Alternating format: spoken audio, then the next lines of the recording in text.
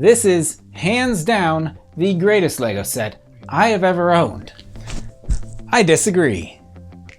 This is gonna be interesting.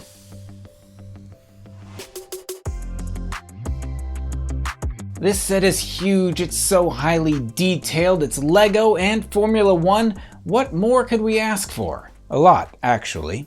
I'm Objective Josh. I'm driven by facts, logic, and reason.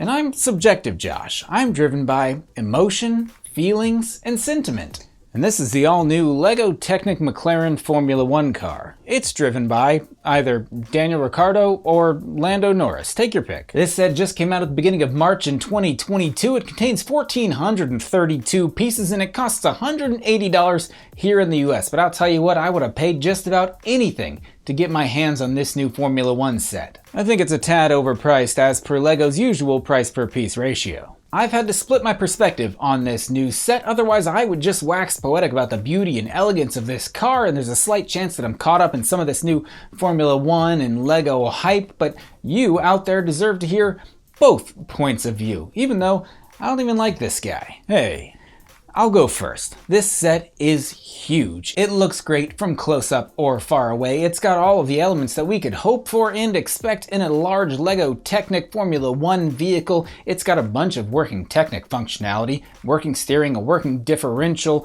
It's got working DRS on this car, front wing, rear wing, those new little wings that are over the front wheels that are a little weird. This car is incredible. When I completed the build for this set, I remember setting it down and just thinking, this is my favorite Technic set of all time. This may be my favorite LEGO set of all time, but perhaps there is a slight small chance that I am caught up in some of the hype around the new Formula 1 season coming out, the new season of Drive to Survive coming out, the new regulations on the 2022 Formula 1 cars, and so there's a slight chance I'm viewing this set through orange and blue tinted glasses. Maybe you have glaucoma. That wasn't objective. That was just mean. Objectively, it's important you visit your optometrist at least once a year. Why don't we take a look at the other side of this LEGO coin and you can give us an objective perspective on the build for this set. Heads up. Oh. Where'd it go? I don't know. Whatever. I'll tell you about the build for this set because that's the kind of thing that can use an objective point of view. This was a very typical Technic build. Lots of tedious steps, some painful pin pushing, some seemingly random panel connecting until this thing finally starts to take shape. I'm worried that a lot of Formula 1 fans will buy this set for the subject matter, but not like it because of the complicated Technic build. Hey, worrying is my job. Sorry, you're right. Ultimately, this build wasn't the worst Technic build out there. It's less than 1,500 pieces, and it feels like most of that time is spent on the engine guts, the differential, the suspension, the transmission, but once you start putting the panels in place, this build really comes together, and the final product is objectively a masterpiece. So the logical Josh is just me, but with a cardigan? Yeah, I think it makes me look smart. Also, it's colder on this side of the room. Oh, never really go over there. Something I think we both agree on is that McLaren was an excellent choice of team for this set. They have a huge fan base. Obviously, like the top teams, Mercedes and Red Bull, they have big fan bases too, but they can be, as teams, they can be, divisive. Yeah. And also the drivers for McLaren. They also have huge fan bases. Ricciardo and Norris, they also seem friendly with each other. Overall, I would describe McLaren as like a friendly kind of team. And I love Friends, like literally, and the TV show. McLaren's probably not going to win any championships, but like they might be contending for some race wins or podiums throughout the year, assuming that we get some wet conditions and that Norris's tires can hold up. Boy, that was tragic last year. Remember that? Anyway, I've already told you all you need to know about this set. It's an incredibly beautiful depiction of a lovely Formula 1 car, and like, I just love this car so much. It has not yet reciprocated those feelings towards me, but there's still time. That was weird.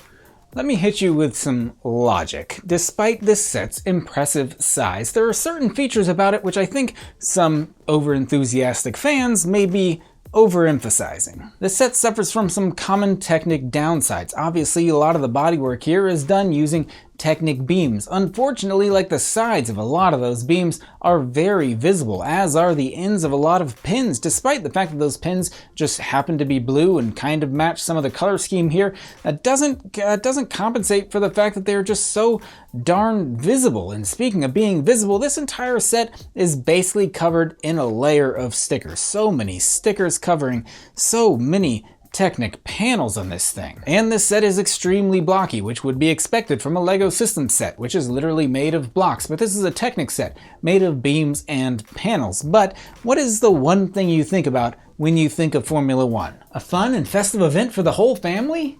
No.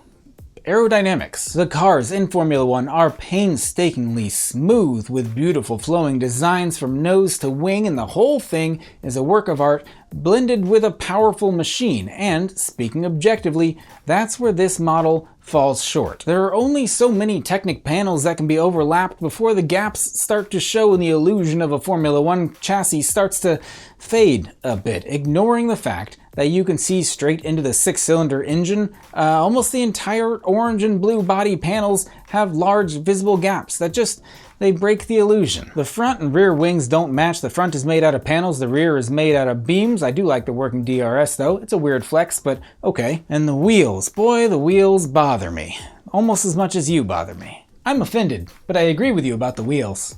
Ignoring the fact that the front and rear wheels are mismatched, because in a real Formula One car, the front wheels are slightly smaller than the rear wheels. The outside of them, they have a big panel on them, and it looks like a dinner plate slapped to the outside of these tires, and that's not a plate I want to eat off of. Also, it's a giant round sticker applied to the outside of that plate. Honestly, I think this whole thing looks a lot better with these wheel plates just removed.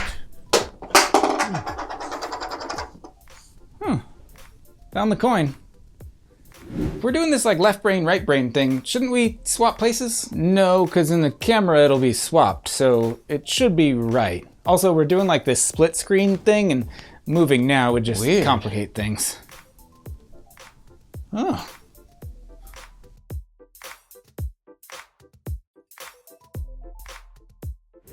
Ultimately, there is a lot worth admiring about this set from a subjective or objective point of view. However, only one of us actually gets to make the decision on whether or not we're going to buy this set, because only one of us has this. My wallet.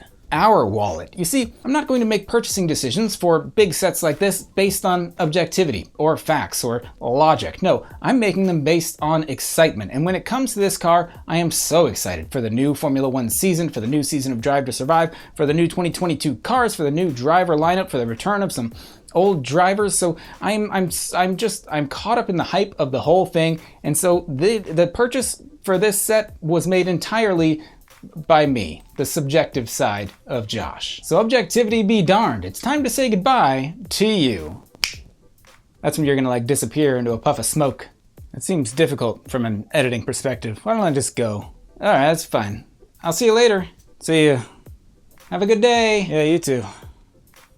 Such a nice guy. No, I'm not. Now that it's just the two of us and not the two of us, can I be frank with you for a moment? I'll be subjective frank so as not to further confuse the issue. I love this set. I absolutely do. It's so big. It's so beautiful. It's LEGO. It's Formula One. It's all I could ask for. And I absolutely understand that I'm 100% caught up in the hype of all those things. But if you are a fan of any of the things that we've talked about today, you should absolutely go buy this set. Throw your objectivity out the window and treat yourself to a new big LEGO Technic Formula One McLaren race car. If your objectivity is as heavy as mine, you may have to just like direct it towards the window and ask it to throw itself out the window. That got weird because it's me as object, but you know what I'm saying. And so, in case you haven't noticed, I'm literally struggling to express a level of enthusiasm that would match the way I actually feel about this set. And so, just go buy this one for yourself and experience it and build it. And when you finish that build, please do come back here and tell me how much you also love this set. Just do me a favor, leave your objectivity at home. It has no place here. As always, thanks so much for watching. Hope you enjoyed this video. If you did, be sure to like, subscribe, and tell your friends. We'll see you next time. We can make it if we try, just the two of us. Just the two of us. We can make it if we try, just the two of us.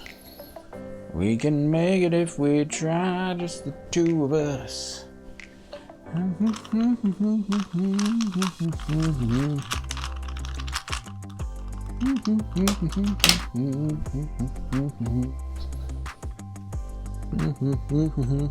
Mm-hmm.